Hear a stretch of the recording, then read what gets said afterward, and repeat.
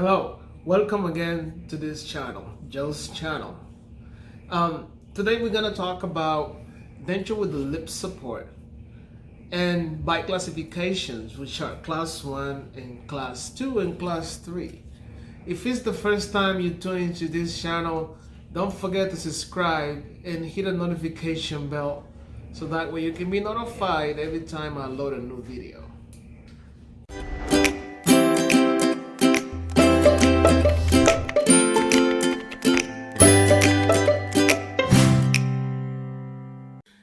In this video, we're gonna talk about lip support. Many people, they actually request to have a lip support in dentures. In the previous video, I talked about the thick dentures, the dentures that are really heavy, and some people really just want their face to be wrinkle free. But what happened with that is that between more material is added to the denture, the more heavier it is. So, and then you have something that you have to pick from. You have to pick from either functionality or aesthetics. What do you really want? Do you want a denture that just keeps falling out of your mouth and fill it up with adhesive and comes right down? There is so many other factors that influence the wrinkly face when you lose your teeth, which are the bite classifications. The bite classifications are divided in three, which is class 1. The class 1 bite is a normal bite. Basically, that person's jaw comes together, which is the upper and lower closes like this. If you can see it, closes right in occlusion, which is a normal bite. And then the class 2 classification, which is we call them the term chipmunk. You upper protrudes. There is a protrusion onto the upper, so that person bites like that, right? The upper comes first and the lower goes right behind. There is some of them they are kind of slightly, there are some that are so severe. That happens with your natural teeth. All your life, you being like this.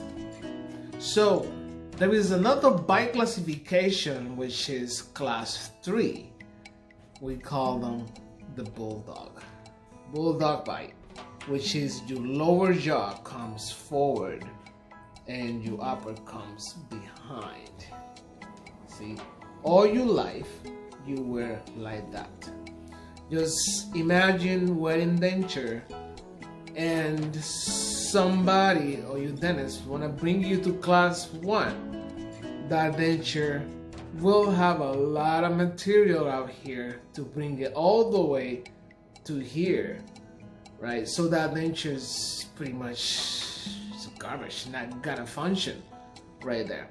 So sometimes there are people, they want the wrinkle to go away.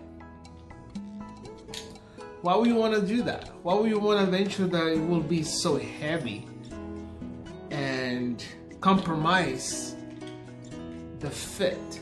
It compromises the way in the quality of your life, because you're not eating well, it's not chewing your food, then your quality of life will change. And sometimes there are people that are open like this, way too open. So this denture, it is already, why is it so open like that? So basically because you bone has receded and then it is completely like that. So as a technician, you have to build up and try this occlusion vertically to look normal. So you add material to it, so that dentures pretty much is heavy. I believe no one should change the way they are.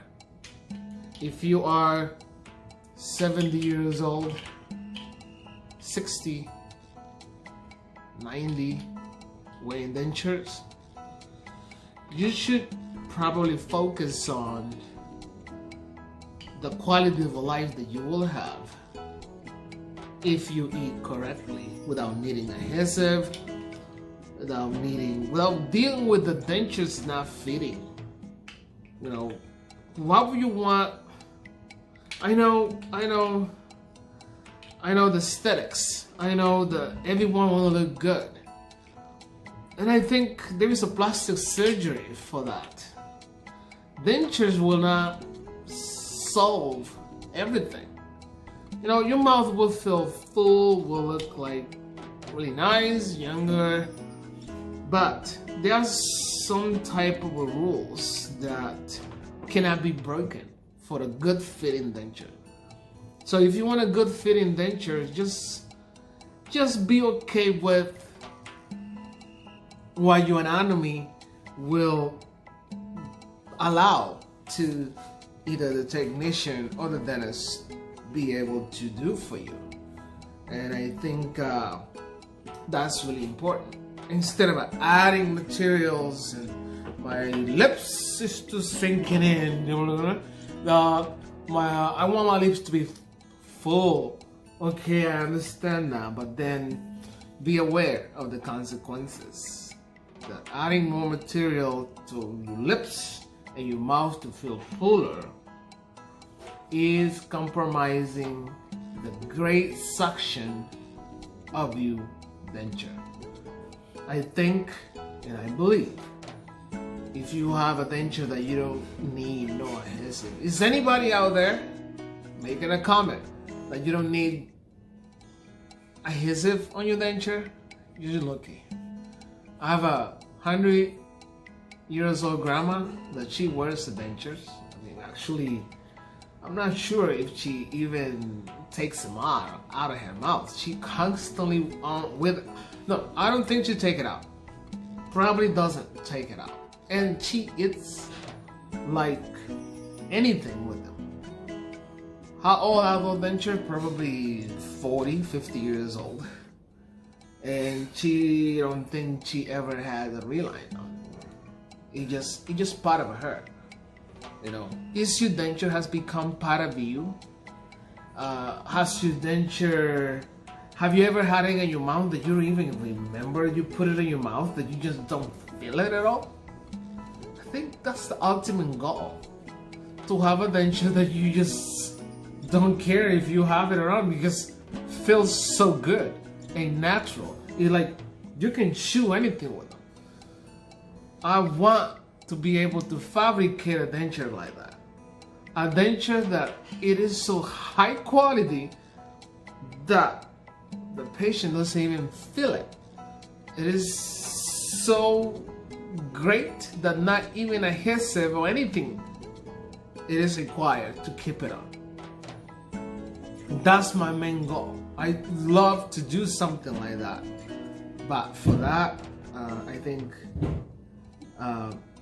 the patient has to contribute in order to allow anyone to work with. You know, I know sometimes the vertical dimension required for that person to be even in order for her face to look normal. So, and as a technician, there is a law that we can pass that vertical dimension, which is a 42 millimeters between the lower and the upper and the tip of the nose. 42. Probably we can do close to 45. Some people do 50. but it is too much. It's then now adding more acrylic to the denture that sometimes just comes right out. It can be a pain for that patient. So anyway, again, that's all for today. Thank you for watching this channel, and don't forget to subscribe so we can continue creating more videos for you to answer your question. Thank you for watching, and again, don't forget to subscribe and click on the notification bell so you can be notified for every video that I will be loading in. Thank you.